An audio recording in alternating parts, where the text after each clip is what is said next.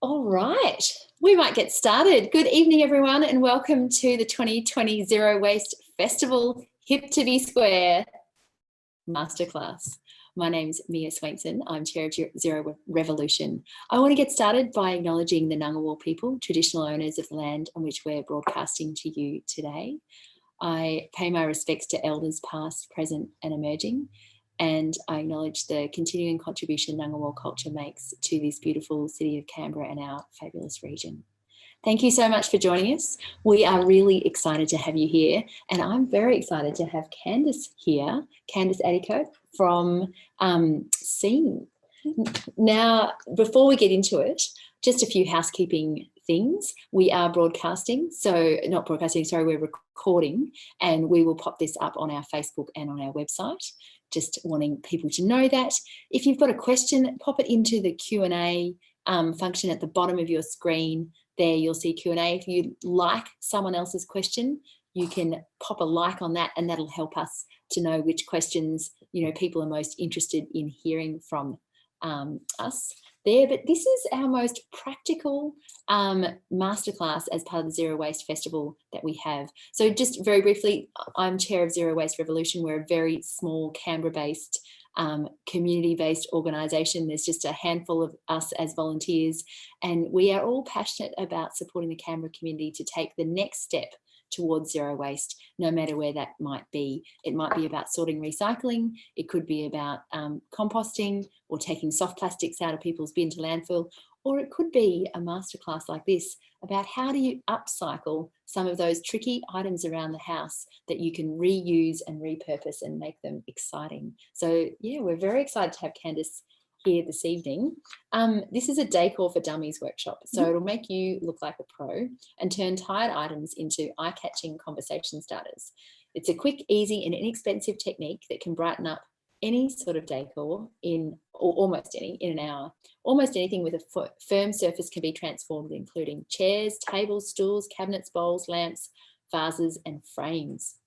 Now, Candice, sorry, I said that correctly, is a multidisciplined designer, including illustration, graphic design, 3D digital modelling, web design, interior design. She's also skilled in traditional visual arts such as drawing, painting and sculpting. Candice founded Scene in 2017. It's a registered charity creating free aesthetic makeovers for small community organisations with little or no funding and improvements to living space for individuals and families in need. So we are very proud to have you here with us, Candice, especially because I understand you've been very, very busy lately. Yeah, just have been included in a global project called Colourful Communities by PPG. If you're not familiar with PPG, they are the parent company for Tormans, Dulux, pretty much all the paint companies you can think of. They run a program where they go into communities such as hospitals in Africa, schools in Paraguay, whatever you can imagine communities need. They'd only done one Australian project, and the project we just finished in time for Nador Creek was their first Indigenous Australian project. This was out at Yallamara, which is Aboriginal Community and Family Services, and they had a space that needed a lot of paint and decor and work, and the community came together and we got it there, late in the evening before. But now the spaces can accommodate all their programs and also professional enough to have other community organisations come and bring their programs, and also just be open up to the community in general as a beautiful space to come and gather and socialise. Well, it sounds fantastic. Well done you. And I think I'm going to be your dummy this evening, because I have to say I'm not an expert in this decor stuff. So looking forward to that. And I think people can follow along. Is that right? I think there's some people. I just want to have a quick apology. There was some confusion about the kits. I did need some before notice for people to come and pick them up. And I needed an email to that. I have not been to my studio for a few weeks, so I'm going to be inviting everyone to get in contact with me and come along, and we'll do the workshop together in person out at my design studio at the Green Shed in Mitchell. Yeah, sure. Yeah. When's that? This weekend will be a special in Nador Week workshop called Indigenous. So might have the following weekend off, so in a couple of weeks, and definitely Okay. in time for Christmas holidays if you want to bring younger people with you. Yeah. Lovely. Thank you. All right. I'm keen to learn tonight. Okay. Well, just quick background. I'm interior designer and recognise the need of improved spaces in the community. And my first big project, and a bit of a shout out to some of the people who were there at that first project. It was a big project, and I decided to also run it as a skills for unemployed people. So how it worked was groups of people come in and I teach them different design and decoration workshops.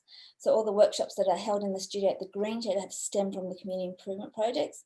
And very early on, I discovered that there was a spectrum of ability. So I had to start making all my workshops easier and easier. And I also discovered there was a bit of an attention span thing, so everything became quicker as well. So this is actually fairly new. It's probably the easiest workshop to date. I had someone come in, people come in all the time and say, I haven't got a creative bone in my body. I couldn't cut a square if I tried. And I was like, that sounds like a challenge. And that's how I came up with Hip to Be Square. I'd love to say I'm a great recycler, but more to the point is that our charity doesn't have a lot of funding, and the people who use these workshops in the homes and in the community groups don't have a lot of funding. So this was really initially based on low budget, but just happened to be all our projects are about 90% to 95% recycled items and materials. So I have learnt some environmental facts along the way. So this is Hip to Be Square. Pretty much all you need to be able to do is cut a square, and you don't have to measure. It can be crooked, can be wonky, and that's pretty much the skill. So what I'm going to do, I'm just going to get started. The materials I use for this are pretty much any old kind of book or magazine. Some great ones, National Geographic ones are fantastic. Oh, a little bit of environment. So people might chuck magazines like this in the bin, but this gloss is actually a very fine thin film of PVC, which is a type of plastic and technically not recyclable. And I try and use a lot of this.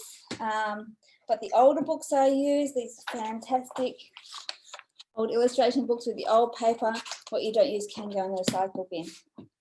I think these can go in the recycling bin. Can they? Yeah, definitely. They can handle that amount of small amount of contamination. Whoops. Yeah, that's fine. Okay. They can be recycled. Right. But like you say, it's a small amount of contamination. Okay. Is it the glossy book? That can't be. Whole books are fine. So the a little bit of misinformation going around out there. The pulp mill up at and we talked about this, and if you in this morning's Recycle Right Masterclass. So if you're confused or not sure, jump on and check it out. With Robbie Ladbrook from the ACT No Waste team. But we talked about how the pulp mill in Cooma is actually Tumut, is where our paper recycling goes, and they can handle a little bit of contamination. So yeah, good to know. Yeah, and I guess that can be some of the issues around recycling. You're not quite sure when you hear something what's right. You know, what can you put in what bin? What can you keep? What's not going to go to landfill? But this looks like it'll make a beautiful piece of artwork. So I can't wait. Okay, so I just have a bit of an example started. I put this on everything from tabletops to artworks to frames. This was a bowl I started with the Woden Seniors group. Very simply. Yeah, that's fantastic. Very simply, it's cutting squares of all sorts of sizes. So this one is having an Oriental theme, and basically it's from a famous Asian artist. We just found an old art magazine. We've just pulled out all the similar pictures, and let me just show you how tricky it is.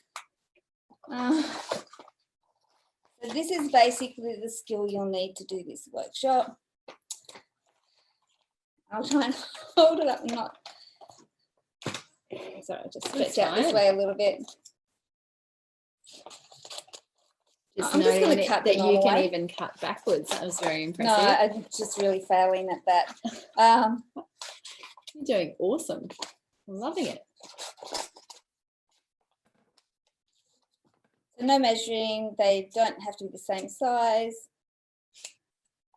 So that's basically what you're working with, and you're cutting them different sizes without any too much more thought than that. And what the technique is, you will, not much of a technique, you glue it down with some PVA or PVC, which is also known as white glue and wood glue, and you just put small squares of different colours. Sounds great. We're gonna work on one. Okay. From scratch. Do you want to direct me in what to do? Sure. Yeah. Just go over the glue quickly. Unfortunately, this is a type of polymer. The only way I think you can get around it is trying to use flour and water-based glue, which doesn't really hold too much. So this is 50% water, 50% glue, and nothing special about this glue at all. Goes a long way. Something like finishing the size of that bowl is probably about 10 cents worth of glue in total. Great. If you're looking at buying this in an inexpensive way, the most inexpensive way to get this is 4 litres for $20 at Bunnings. I actually don't know if I'm meant to be talking about companies or not, where you might find it for $12 for 1 litre, even in the cheap shops. That's great. But I do give away free tubs of glue at the studio.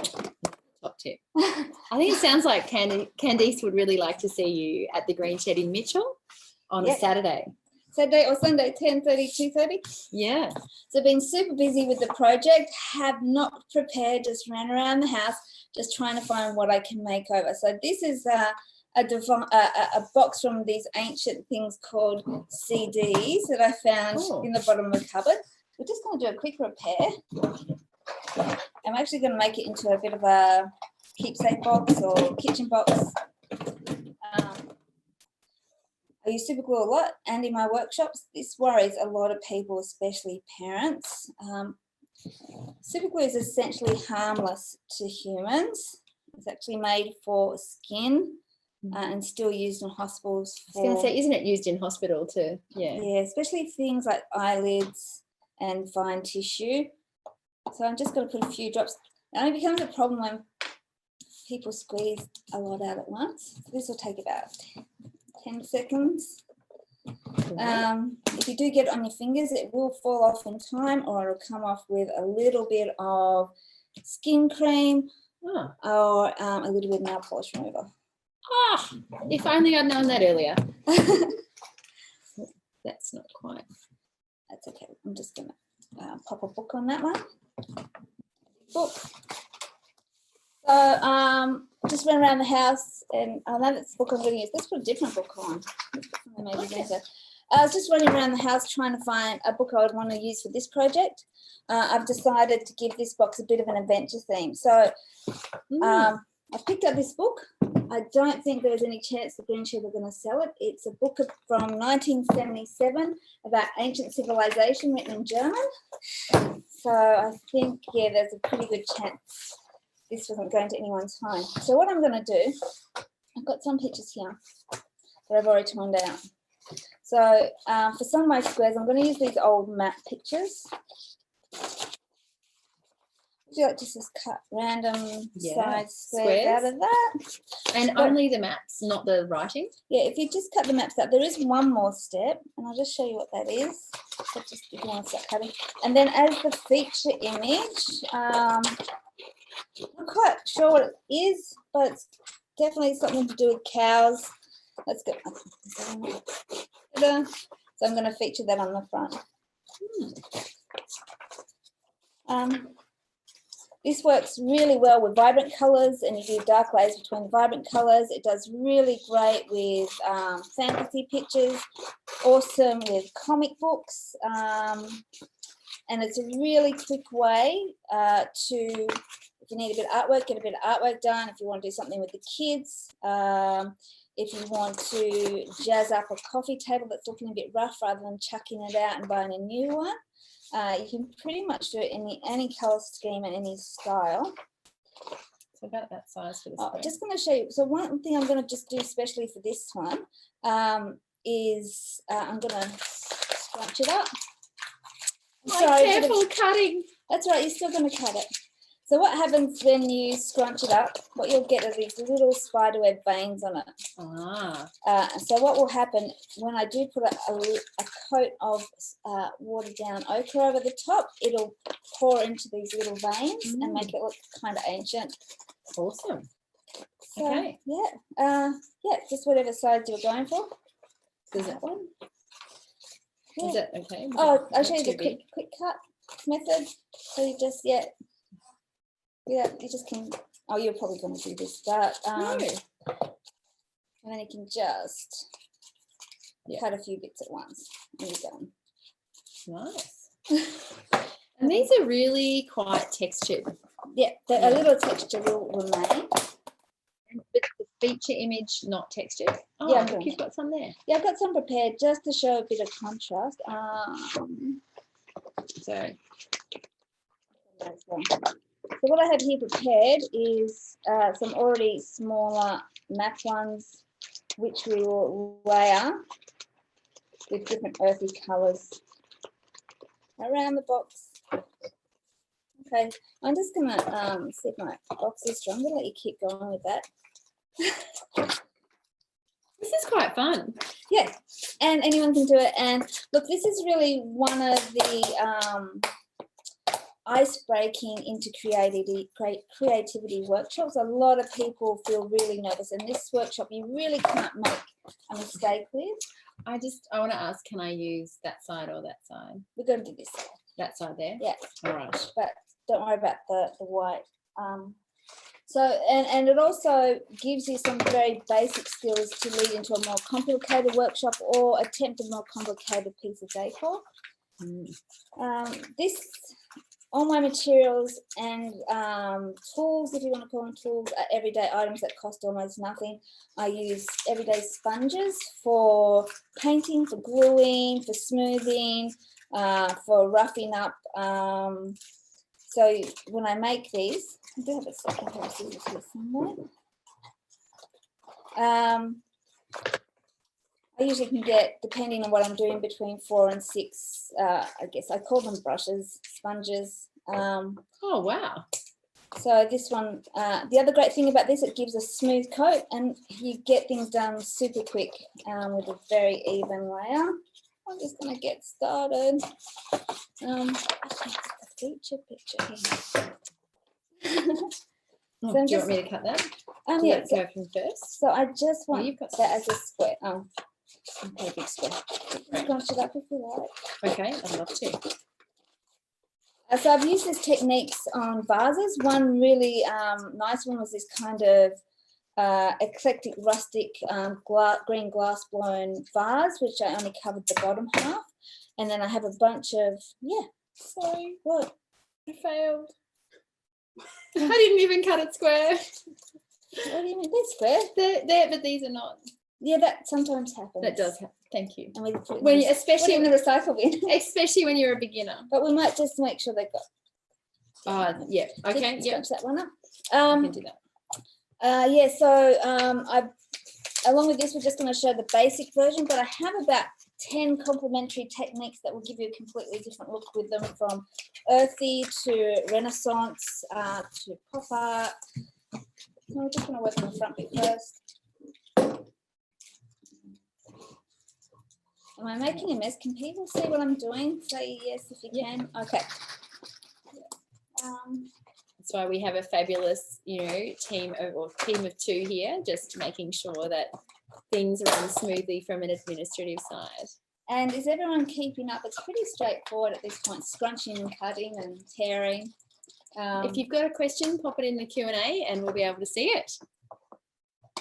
These are great for containing, storing and traveling with stick glue. Great. These ones I love the way you've got repurposed items here, like everything, repurposed. It's great. So I'm just going to let that soak for a bit. You just want to keep one end wet. A bit of a novice mistake is people dunk it in and then they're grabbing it and there's glue heading down their elbows. So I'm just going to, on the square end, very simply, Is it scrunchy enough or more scrunchy? A bit more scrunchy. And we put the colour on, we want it to go into the veins. So this probably I probably would have chucked it out, to be honest. It's been in the bottom of a cupboard I've been meaning to clean for ages, and in my panic to find something, it's only just been rescued. But I don't think I'll be buying any CDs again ever. Yeah. Converting to digital music was one of the more favourite things that I've done. Yeah. So I'm just doing a really, really fine layer. I had a bit too much. So I've used probably on that 1/4 teaspoon, and that's still a little bit wet. So you just simple. Maybe I should have brought paper towels. That might be the one thing I forgot. It's all right. We'll find some. Thank you. Thanks. So I'm just going to centre it. Because the pleather on this case is dark, I'm just not going to bother covering that bit. So the next thing you need to do, thanks. We can clean afterwards. Don't worry about it. I just don't want to stick things together.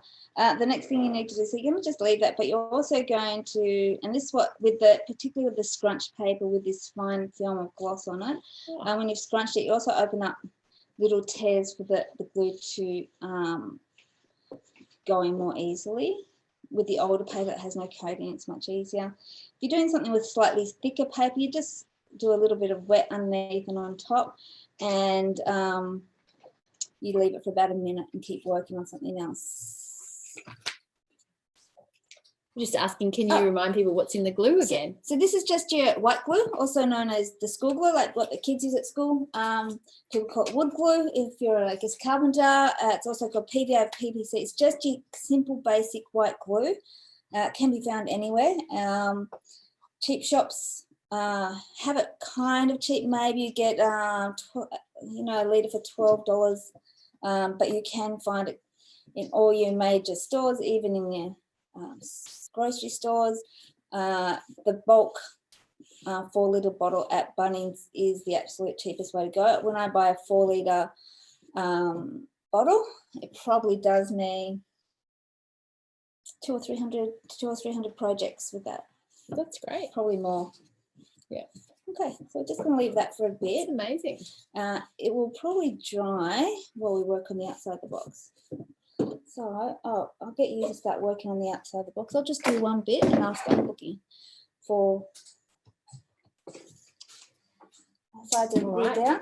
But also, as we go around the box, the layer that we put on the box will also keep those sides down. Great. Just trying to work out which was top and bottom, but probably doesn't matter too much. Oh no, it does, because it slides in and out. Well, we'll just. Oh, doesn't matter though, does it? Just want to cover the top to start off with. So I'll just do one, and then you can go and okay. So the only real tip you need, you start with your biggest squares.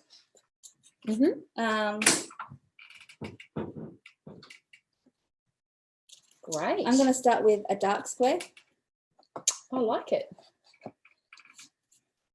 Just going to leave that to soak for a second. You want to go with a slightly smaller square, but with a square that's contrasting. So slightly smaller. I feel like you're putting a lot of trust in me. You can't get it wrong. Impossible. Okay. All right. We might have to just have a look under here. I didn't even have to put the next one. Oh, here's one that's small. This one's a slightly small one. The ones I've prepared. Inside. Yeah. Okay, let's just show everyone what's happening here. So we've put the second one inside, like on top of the other one. So the bigger one underneath becomes almost a frame, and then you use a colour that's going to stand out, or a texture that's going to stand out. So you get the darker colour underneath and the lighter colour on top. Or you might start with a lighter colour and go the other way. The only real rule is that the colour you put on top shouldn't be the same as the one underneath, because then you can't see it, and the square that you put on next to it shouldn't be the same colour as the square you just done, because you won't be able to see it. That's fantastic. So can I just tilt it here so that people can see while you're doing it? Closer. Yeah. Yeah, you're doing a great job, Candice. So I'm going to get you to go on with that. And I'm just going to show you so I'll just do the second one just so you probably understand, but just so people see. So we have a dark square, all these pictures from this ancient civilization German book. Lots of really stony, earthy kind of textures, and ancient maps. So we've got a dark square. We could go with a map square next. I'm going to be using a lot of archaeological looking drawings and carvings and maps and things like that, and then have that adventure picture on the front. They don't have to line up, they can overlap. There's no real technique in that. So if I'm going to do this, yeah, how do I get it off my hands at the end? The glue? Yeah, like can I just wash it in water? Yeah. Yeah, that's it. No, I'm just asking. You know. So I kind of I don't know how messy it is. I've done so many. I have 3 boys, and I've done so many different craft activities, and some of them, you know, more hazardous than others. But it would appear this one not so hazardous. No. In fact, within 5 minutes, it'll kind of peel off like sunburn. It just peels off like a little plastic thing. In fact, when I have kids classes, sometimes they like to paint their hands and peel off. So if it is getting a bit gluey, just keep one of your sponges dry, and that will almost act like a squeegee to sort of help you manage how wet it's getting. So you can go. Maybe you'd like to use the little one. All right.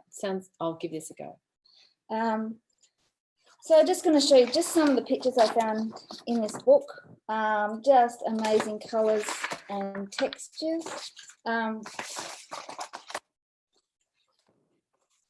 Just really opening up anywhere. You find stonework, sculptures, maps, cave painting, gold work. So this one I'm particularly making earthy, like a little bit of a ancient adventure-looking box. You can also do similar fantastic things. One I like to do, and one that sells a lot when we do make and sell things to raise money for our charity, is vintage comic books. They look amazing with different layers of colour. So another one I was going to show you, I have, you know, if you were looking at maybe doing a bureau or something for children's room, I did find this old fairy book with beautiful colour plates. Where do you get your books from? Green Shed, everything's Green Shed. Green Shed in Mitchell or they've got or both? They've got a keep it a little bit dry so you can. I know, like I'm definitely the dummy. Like I'm really giving this a go. That was my very first grade. You can also use the paper towel just to keep it a little bit manageable. Just only saying that so we can start to see it dry, hopefully in the next 20 minutes or 15 minutes. But I will finish it and I'll post pictures. So there is the Bookatorium at the Green Shed, a whole book section. Books are generally $1 or $2. Some of these books that won't sell, quite free to pick up. And some of these books that you see dozens of copies coming over the years, I just use workshops. I have to say, when we did the festival launch at the Green Shed, we did it from the Bookatorium at the Green Shed. Yeah. And we found the most incredible treasures of books. Like, you know, Monica found a leadership and coaching book for me, and I found a book for her that, you know, that she needed as well. So it was amazing. In my studio at the moment, which I'm just holding on to, I call my studio the Love Library because I just drag things in there to look at and not particularly use. We found a children's pretty much mythological kind of encyclopedia, and it's nearly 100 years old, with all hand drawn plates and stuff of fairies, really old illustrations and things like that. So I was going to use the colour plates from this, but then I had another idea. So what I've done, and I'll just show you just a completely different look and different technique. I'm going to do a monochromatic, which is black and white only. If I can find my other pair of scissors. A little bit disorganised. Oh, here's one. This is really cool. Thank you. It's okay. So I'll quickly, when I'm doing this, so in this book, on the black and white plates, which I'll try and find a bit more feature that might be picked up from the camera. Beautiful little illustrations in black and white throughout this book. So I've cut a few. And this is what I call framing when I'm doing this technique. So I have this shape and I want a black square to go around that that's just a little bit bigger. So if you're looking for a particular style and you want to put a little bit more time into it, what I'll do is particularly cut the frame, and then I will do probably a white layer around that one, and then around a dark one, do in reverse a white frame, and you'll end up with sort of much this monochromatic fantasy theme that would look really good in a monochromatic bedroom, on a set of drawers, things like that. You really there's really no limit, and this one it's a really good one to start with because you really can't get it wrong at all. I don't know. I'm doing my best. You're doing your best to get it wrong? No, I'm doing my best, but I'm not sure if I'm getting it right. Yeah. So do I put them right up against them? Yeah, and look, they will not always match up. And you think, oh, how am I going to do this? They're going to overlap. Don't worry, just do it. Overlap's fine. Overlap's fine. Yeah. Okay. Good. So when this dries, and I try and get 2 or 3 layers to get that effect. What will happen? It won't take that long to dry. Probably an hour because it is paper drying. So some things you won't have to worry about if you are getting wrinkles in your pictures and you don't want wrinkles. In this case, we do want wrinkles, but if you don't, a couple of things will happen. The paper is swollen. When it dries, it will shrink and will pull tight. And also the PVA glue will pull tight like a skin. So if you think you're making a mistake and you hate all your bubbles, just let it dry and it'll be a perfect finish. So what I do depending on the technique. So on this one, which side do you want the dark? Maybe a light one because there's a dark one there. Okay, great. Yeah, a little bit of this one. The time. Maybe some of these ones because I love this page. I'll cut it all off top. So what I will do is, I will when I'm putting the color layer on, it's nothing technical, difficult. I go to the dollar shop. You can get 50ml tubes of paints for about $2 to $3. I'll get some earthy colors, like maybe for this one I'll get a bit of a chocolatey ochre color. You do about one small squirt, maybe 1/4 teaspoon into 1/2 cup of water. Probably about 5 cents worth of paint in your tube. Give it a good mix, and using another sponge, very lightly sponge it on. And like I said, with the cracks, the whole thing will get an age look, but the cracks will pull in more of that color and you'll get these old looking cracks through it. With something like this, and most of my things, I do lacquer them. What do I do at the edge? Do I go around? Yeah, just go around. Okay. You might have to find something to tilt it up on. Yeah. Great. You just keep going. It's easy. Yeah. So all my materials, I find the cheapest, best ones I can. I don't think I'll mention a brand now, but come and see me at my studio. But you can get a litre of really good quality varnish. A litre will do me up to 50 different projects, and I can get that for about $15. Just going to rescue you here. Yeah. I'm not giving it on you. No. So with the varnish, again, you just use a sponge. You sponge it on very thinly, very finely. That will also add to the intensity of the colour. You leave it for about 24 hours. It says 8, but I give it 24 hours. And I do it again. The one I buy is satin, so you don't get too much of gloss and lose the effect you're trying to get. So a project like this, just running down with cost, other than a few moments of your time to cut, and probably 15 to 20 cents worth of glue, and probably another 30 cents worth of gloss. So this is an under 50 cent sort of project, and probably will take you an hour. That's pretty amazing. That's very impressive. And again, once you do one, you get the confidence and you get the understanding about how colours are going to work together and techniques, and you get more adventurous, and maybe come and do some more workshops and see how this is a building block to other decor techniques. I currently have about 25 workshops on the website, about another 50 in my brain, which I'm just finding time to get down, and they are all quick. Most of them are under $1 and under an hour, and suit all ages and ability. The website is www.repsyched, and that's REPSYCHED, like I'm recycling, but I'm psyched about it, .com.au. But I'm sure we can post that.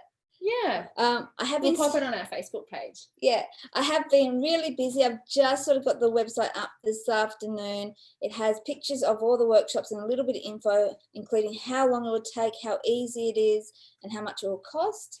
It does say book here, and it just says, hang on, I'll get to the booking page in a little while, but it does have an email address. So if you want to know how you can get to a workshop, just send me an email and I'll put you on the list of people I'm going to tell as soon as I've got the booking page done.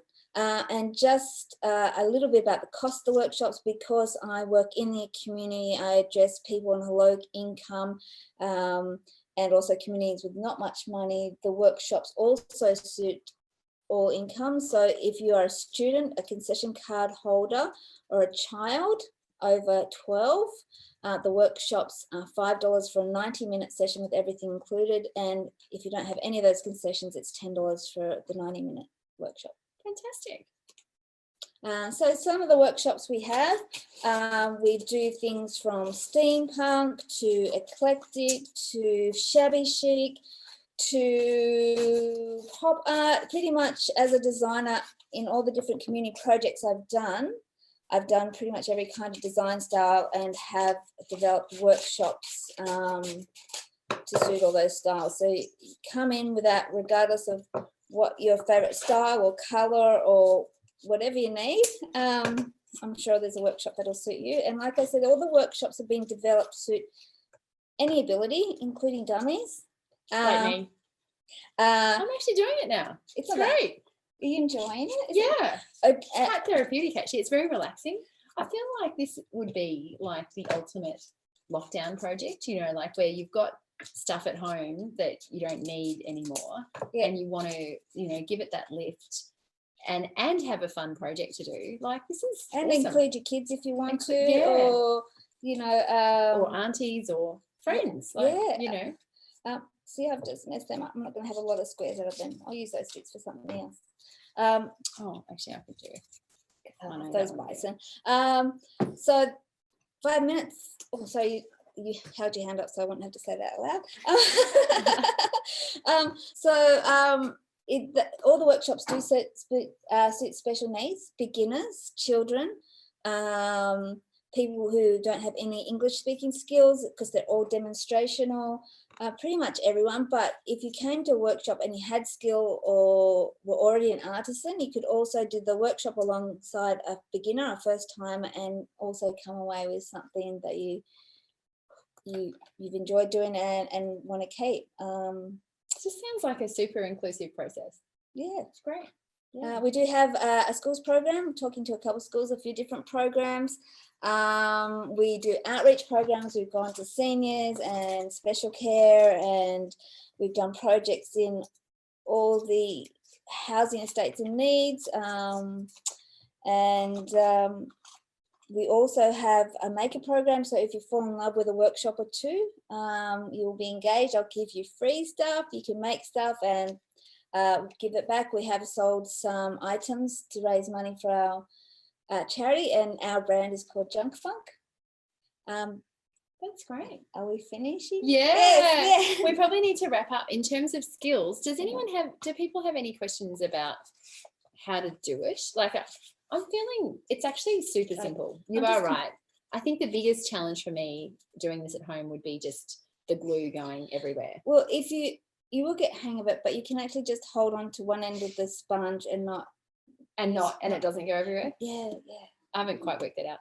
So what I'll do is I'll post some pictures of it finished and dry, and with the colour and varnish. Yeah. If you share them with us, we'll pop them on our Facebook page so that people can see them. Yeah. Thank you.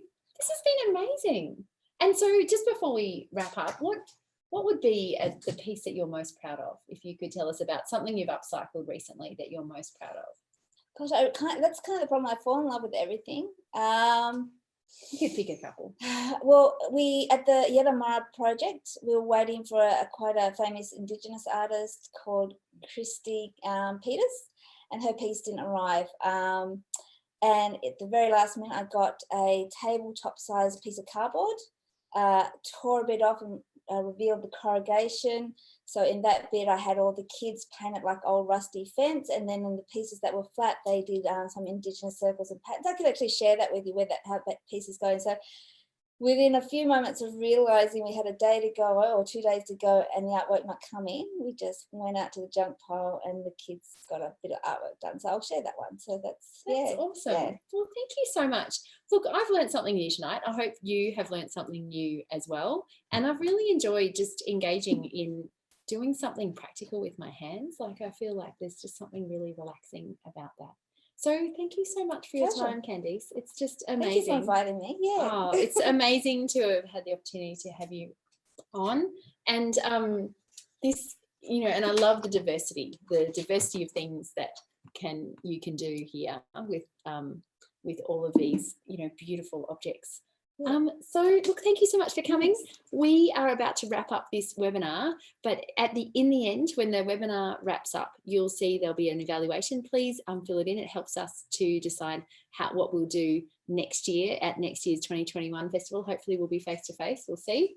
And those who are interested, stay with us or encourage your friends to stick around. Our final webinar in the Zero Waste Festival 2020 is No More Bloody Plastic, and it's for women and menstruation, and it's looking at how can we have our periods and not use plastic.